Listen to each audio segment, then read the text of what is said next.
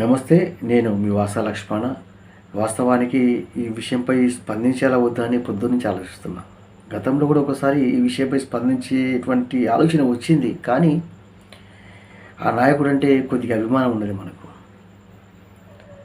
ఆయన రాజకీయ అనుభవం అంత లేదు మన వయసు. అదే కాకుండా ఎక్కడ కలిసిన సరే ఆప్యాయంగా పలకరించే వ్యక్తి. కానీ ఆయనలో ఇలాంటి రాజకీయ కుట్రలు ఉన్నాయని నేను అనుకోలేదు. ఇప్పుడు కూడా నేను స్పందించకపోతే నేను దేశద్రోహిగా మిగిలిపోతానేమో అనిపిస్తుంది. అందుకే ఖచ్చితంగా స్పందించాలనుకుంటున్నా. జీవన్ రెడ్డి గారు క్షమించాలి. కానీ మీలో ఇలాంటి రాజకీయ కుట్రాలు ఉన్నాయని నేనైతే ఊహించలేదు సార్. ఒకసారి జీవన్ రెడ్డి గారు మాట్లాడినటువంటి చిన్న క్లిప్పు వినండి మిత్రులు. దాని తర్వాత మనం మాట్లాడుకుందాం. ఏంటంటే हिंदुस्तान कमजोर हो रहा है। हिंदुस्तान कमजोर हो रहा है। ये सब तो वापस लेना चाहिए। जब तक सिटीजन अमेंडमेंट एक्ट समझो, एनआरसी समझो, ये वापस नहीं लिए तो 370 रद्द करने से किसको फायदा हुआ? कश्मीर वालों को फायदा हुआ? दिगर मुसलमान మాట్లాడుకుందాం మిత్రులారా. జీవన్ రెడ్డి గారు, మీరు ఇలాంటి కుట్రలు కూడా చేస్తారా? నిజంగా అవసరమా సార్ మీకు ఇది? మీకు అవసరమా? ఈరోజైతే నా మధ్యలో కూడా ఈ వీడియో వైరల్ అయింది. కానీ ఈరోజు మాత్రం ప్రతి వాట్సాప్ గ్రూప్, ఈ గ్రూప్ అని కాదు, ప్రతి WhatsApp group, Facebook, Twitter, social media మొత్తం మీరే ఉన్నారు. ప్రతి గ్రూప్లో మిమ్మల్ని ఇష్టానుసారంగా తిరుగుతున్నారు. అంటే మాకు ఏమనిపిస్తుందంటే, జీవన్ రెడ్డి గారు మీ మీద ఒక అభిమానం అయితే ఉండే. జీవన్ రెడ్డి గారు ఇంతవరకు మీ మీద అభిమానం ఉండే. నా గురించి మీకు తెలుసు, మిమ్మల్ని ఎంత అభిమానిస్తానో మీకు స్పష్టంగా తెలుసు. ఇప్పటి వరకు నేను ఎంతోమంది ఎమ్మెల్యేల గురించి మాట్లాడినా. కొద్దిమంది ఎమ్మెల్యేలు అయితే నా పేరింటనే గజగజ వణికిపోయేటి వాళ్ళు ఉన్నారు. కానీ మీ గురించి ఎప్పుడు మాట్లాడలేదు. ఎందుకంటే మీరంటే కొద్దిగా అభిమానం ఉండే.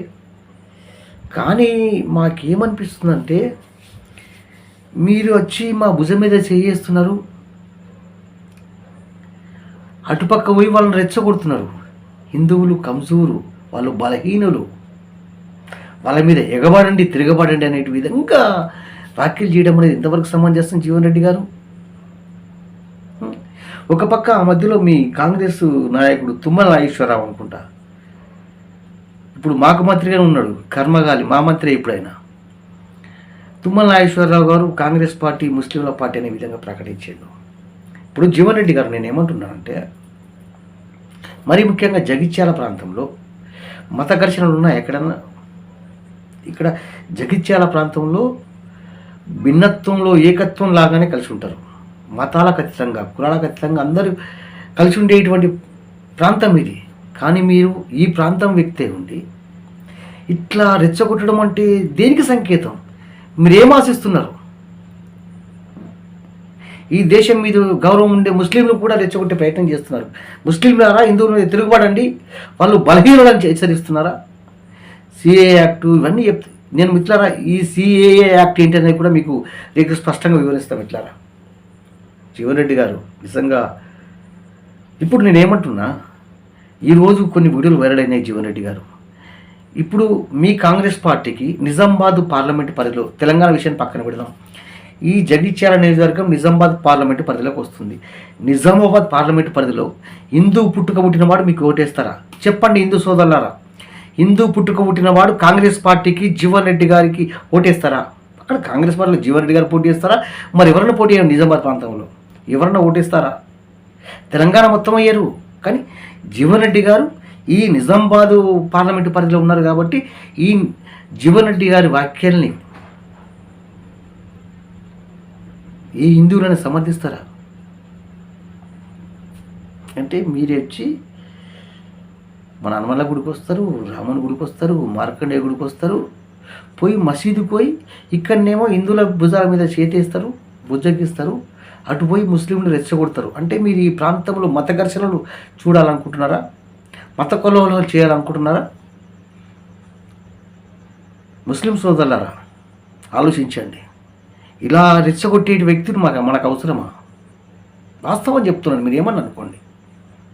నేనేం చెప్తున్నా అంటే జగిత్యాల నిజామాబాద్ పార్లమెంట్ పరిధిలో హిందూ పుట్టుక పుట్టినవాడు ఎవడైనా కాంగ్రెస్ పార్టీకి ఓటేస్తారా? ఆలోచించు హిందూ సోదరుడా. హిందూ పుట్టుక పుట్టినవాడు ఎవడైనా కాంగ్రెస్ పార్టీకి ఓటేస్తారా? జీవన్ రెడ్డి గారు ఇట్లా మాట్లాడిన తర్వాత కూడా కాంగ్రెస్ పార్టీకి ఓటేస్తే నాకు తెలిసి వాళ్ళు హిందూ ద్రోహులే, ఈ దేశ ద్రోహులే. జీవన్ రెడ్డి గారు హాయిగా రిటైర్మెంట్ వయసు, హాయిగా రెస్ట్ తీసుకోక ప్రతిసారి పోటీ చేసినప్పుడు ఇదే చివరిసారి అంటే ఇదే చివరిసారి ఎందుకోసం? ఈ ప్రాంతంలో మత ఘర్షణలు చేయాలనుకుంటున్నారా?